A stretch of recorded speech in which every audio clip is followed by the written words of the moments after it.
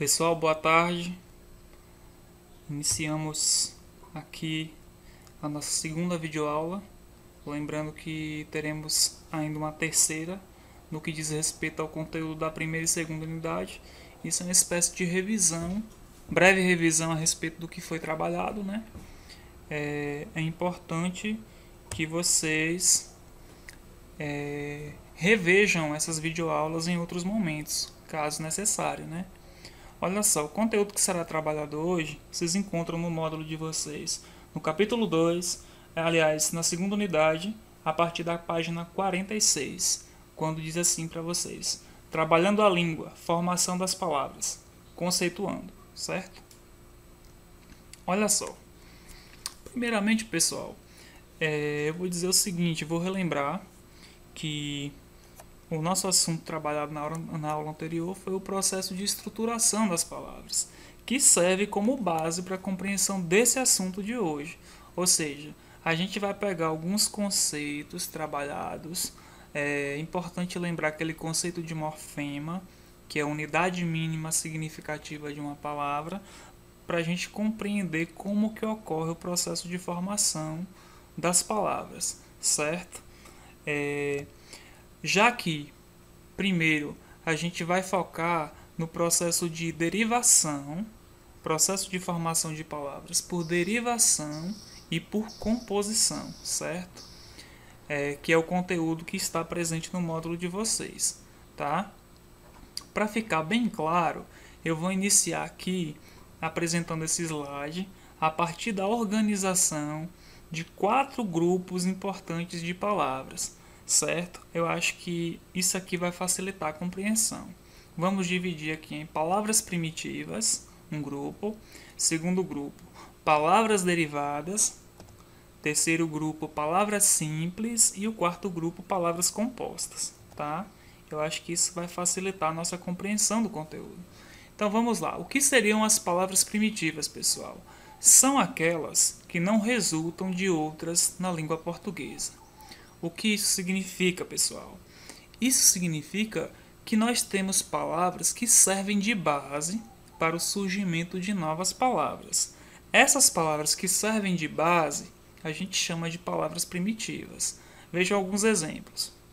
Colocamos aqui a palavra pedra, a palavra casa, a palavra flor e a palavra sol. O segundo ponto aqui, pessoal, são as palavras derivadas, são aquelas que resultam de outras na língua portuguesa, isto é, que sofrem derivação. Olha só que coisa interessante. Acabamos de falar que nós temos um grupo de palavras que nós chamamos de palavras primitivas e outro grupo que nós chamamos de palavras derivadas. Olha só que bacana, que informação importante. Perceber que as palavras derivadas são palavras que partem de palavras que já existem na nossa língua. Então, uma palavra derivada, ela parte de uma palavra primitiva. Só que o que acontece? A gente pega aquilo que a gente discutiu no primeiro vídeo. A gente pega morfemas ou morfema e acrescenta a estrutura, na estrutura dessa palavra primitiva, a gente cria uma nova palavra. Que coisa bacana, que coisa interessante. Aqui nos exemplos vocês vão poder acompanhar como que isso realmente acontece. Veja, nós temos aqui a palavra empedrada. Eu não sei se vocês conseguiram observar, a palavra empedrado é uma palavra que deriva da palavra primitiva pedra. Aqui a gente acrescentou 2 morfemas, 2 unidades mínimas significativas a essa estrutura, nessa estrutura que já existia, e criamos uma nova palavra. Ou seja, a partir do radical pedra, a gente cria uma palavra nova, empedrado, certo? A gente acrescentou aqui aquele morfeminha que a gente chama de prefixo, que vem antes do radical, e também acrescentamos um sufixo, que vem após o radical. Aqui nós temos a segunda palavra, pessoal. A segunda palavra derivada, que é a palavra casamento. Olha só que coisa interessante, pessoal. Quem de vocês já havia parado para pensar a respeito da estrutura da palavra casamento? Olha que coisa bacana.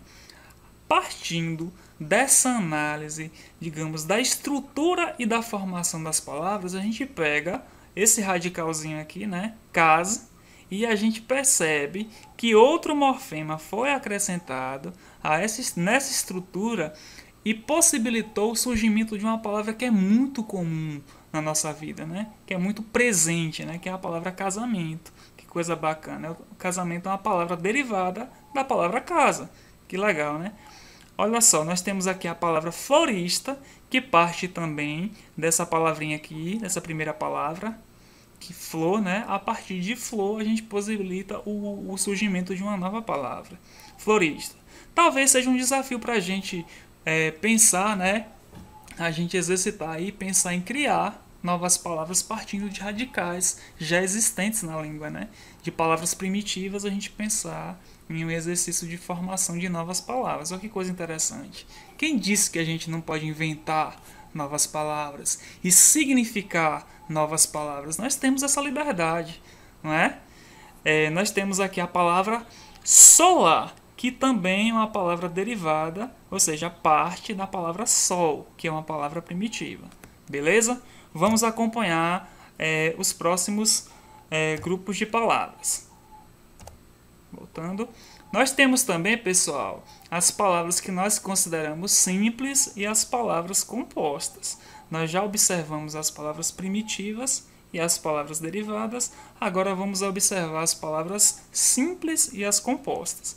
Olha só, pessoal.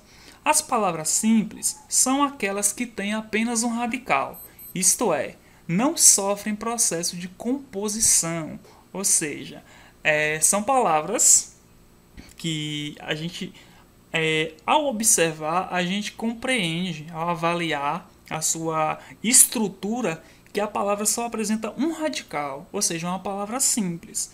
Já se apresentasse se ela apresentasse dois radicais na sua estrutura, a gente chamaria de palavra composta. Mas por enquanto a gente está falando de palavra simples, vamos observar aqui os exemplos. Pedra, a gente percebe aqui o radical, um só radical, portanto, uma palavra simples. A gente observa aqui a palavra flor, que também apresenta só um radical, a palavra casa e a palavra sol, que já foram palavras citadas nos exemplos anteriores. Eu acho que isso facilita esse processo de repetição, exemplificação, a partir de exemplos que já existem, que foram apresentados em momentos anteriores, facilita esse processo de compreensão do assunto. Olha só. Já nas palavras compostas, olha só como que a diferença ela aparece, né? São aquelas que têm mais de um radical, isto é, sofreram um processo de composição. E aqui, pessoal, fica evidente porque que a palavra é composta.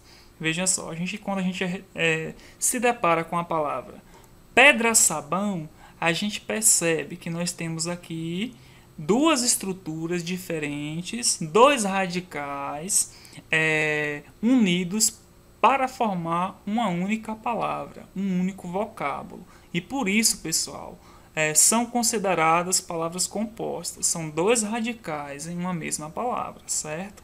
Da mesma forma ocorre com a palavra beija-flor. Nós temos a palavra beija mais a palavra flor. Duas palavras distintas, dois radicais distintos, que fazem parte da mesma palavra e por isso podem ser consideradas uma palavra composta. Da mesma forma ocorre com a palavra girassol. Gira mais sol e girassol. Duas palavras distintas unidas para formar uma única palavra. Ok? Vamos avançar?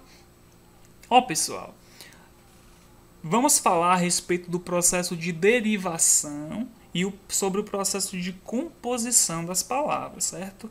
Estamos falando a respeito do processo de formação de palavras, como que uma palavra ela é formada, como que nós percebemos o surgimento de uma nova palavra. Então, nós vamos observar o processo de derivação, que é um processo de formação de palavras, e o processo de composição, que é outro processo de formação.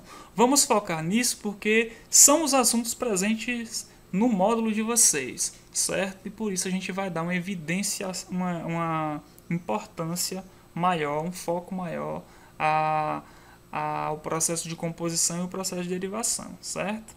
Olha só, gente. O processo de derivação a gente pode dividir em derivação prefixal, sufixal, parasintética, regressiva e imprópria. Olha só, importante frisar o seguinte: no módulo de vocês, o assunto que é trabalhado é dado uma evidência maior à derivação prefixal e sufixal, certo? E por isso a gente vai tentar focar um pouco mais nesses dois processos de derivação aqui nesse slide, pensando também na questão do tempo da videoaula, porque se nós fôssemos detalhar cada processo, talvez exigisse um vídeo bem maior, certo? Então vamos lá. Ó, pessoal, o processo de derivação prefixal ocorre quando um prefixo é colocado junto à palavra primitiva. Então imaginem o seguinte: nós temos uma palavra primitiva, a gente acrescenta um prefixo nessa estrutura que já existe e possibilitamos o surgimento de uma nova palavra. Que coisa bacana, né, gente? Vamos observar aqui o exemplo. A gente tem o exemplo de preconceito, ou seja, a gente já tem a palavra conceito como uma palavra primitiva, a gente acrescenta esse prefixo. Prefixo, lembrando, vem antes do radical, então a gente tem um prefixo acrescentado nessa estrutura e criamos uma nova palavra. Esse processo de formação a gente chama de derivação prefixal, viu, gente? O acréscimo de um prefixo numa estrutura que já existe em uma palavra primitiva que possibilita o surgimento de uma palavra derivada, certo? Derivação prefixal. O segundo ponto, a gente trata da questão da derivação sufixal, pessoal, que ocorre quando um sufixo é colocado junto à palavra primitiva. Olha só que coisa bacana. Enquanto que a derivação prefixal a gente acrescenta na estrutura um morfema anteposto a essa estrutura, já na derivação sufixal a gente coloca um sufixo, que é aquele morfema que é acrescentado após o radical, né? Depois da estrutura. Aqui nós temos o exemplo para poder esclarecer um pouco mais. Nós temos a palavra pincel, a gente acrescenta o sufixo ada e criamos uma nova palavra, que é pincelada, certo? Vamos avançando, né? Ó, pessoal, o outro processo de formação de palavras que nós iremos comentar aqui é o processo de composição, que pode ocorrer de duas maneiras distintas. Olha só, por justaposição e aglutinação, certo? Então a gente vai tentar esclarecer aqui. Aliás, eu vou tentar esclarecer um pouquinho para vocês. Eu acredito que vocês já... o fato da gente já ter tratado desse assunto em momentos anteriores torna um assunto comum, mas essas observações, essa revisão, ela é importante, porque quando se trata de estudo da gramática, a gente precisa revisar cotidianamente alguns assuntos para que isso para que isso não fique esquecido, ou para que a gente não esqueça, né? Então vamos lá. O processo de composição por justaposição e aglutinação ocorre composição quando uma palavra é constituída por dois ou mais radicais. Há dois tipos de composição, por justaposição e por aglutinação. Vejamos. Pessoal, o processo de justaposição, olha só como ocorre. Neste tipo de composição, não há perda de elementos estruturais e fonéticos nos radicais, normalmente separados por hífen. Aqui eu coloquei alguns exemplos, vejam só. Pontapé, que é a união, a gente está falando de quê? A gente está falando do processo de formação por justaposição, ou seja, nós temos dois vocábulos unidos aqui, pessoal, certo? Composição, dois vocábulos, né? Unidos, e não há perda de nenhum elemento sonoro e nem estrutural dentro da nova palavra que foi criada. Veja só, nós temos ponta mais pé, que é igual a pontapé. Então a gente percebe o seguinte: quando a gente pronuncia a palavra pontapé, a gente percebe que a pronúncia ela sai completa. A gente não tem perda de nenhum elemento sonoro e a gente também não consegue perceber nenhuma perda de um elemento estrutural da palavra. Então a gente percebe, certo? Na justaposição, no processo de formação por justaposição, a gente não tem essa perda de nem elementos estruturais, morfemas e nem também da parte fonética, da parte da pronúncia, né, da palavra. A gente não percebe essa mudança do som, certo? Aqui tem outros exemplos. Olha só, vai e vem também, vai, mas vem, vai e vem, né? Vai e vem. Passa tempo, passa mais tempo, né? A gente percebe digamos, que as palavras mantêm tanto a estrutura quanto a questão da sonoridade, tá? Temos aqui passatempo, paraquedas, girassol, gira mais sol, né? Girassol, 18, 10 mais 8. Então a gente percebe a permanência dessa, digamos, dos elementos, ou seja, a estrutura da palavra ela permanece, né? A sua parte, os seus morfemas eles permanecem, não há perda fonética ao pronunciar uma palavra que surgiu a partir do processo de justaposição. O que não ocorre, gente, no processo de aglutinação, ocorre um movimento diferente. A gente vai compreender direitinho aqui, ó. Na aglutinação, nesse tipo de composição, há perda de elementos estruturais e fonéticos nos radicais. Não são separados por hífen. E aqui nós temos alguns exemplos. Vejam só. Enquanto que no processo de justaposição a gente percebe a permanência da estrutura e também a permanência da questão da fonética, né, da pronúncia da palavra, não há perda sonora. Essa mudança ocorre na questão do processo de formação por aglutinação. Veja só, acompanhe. Aqui, pessoal, a gente tem petróleo, que é a união de dois radicais, palavra composta, pedra mais óleo igual a petróleo. Gente, observem que quando a gente pronuncia a palavra petróleo, há uma mudança fonética, há uma mudança no som ao pronunciar a palavra. Então, pessoal, existe essa mudança no processo de aglutinação. Alguns gramáticos, pessoal, definem essa mudança como...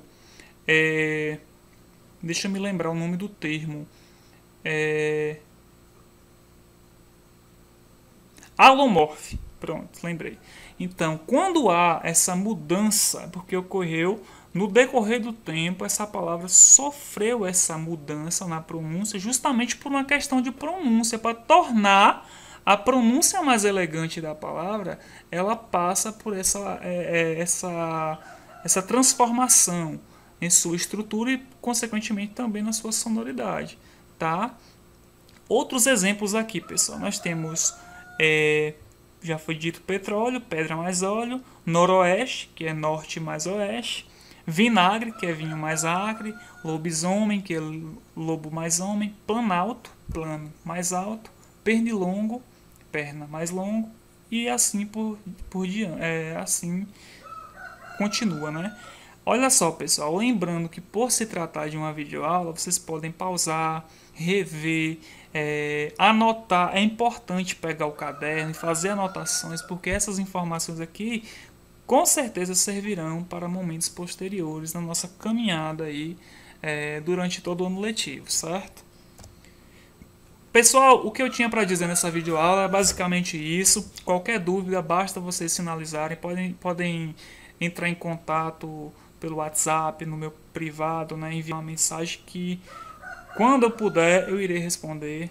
Eu sempre respondo aos meus alunos e também aos pais dos alunos. Beleza? Obrigado e até a próxima videoaula.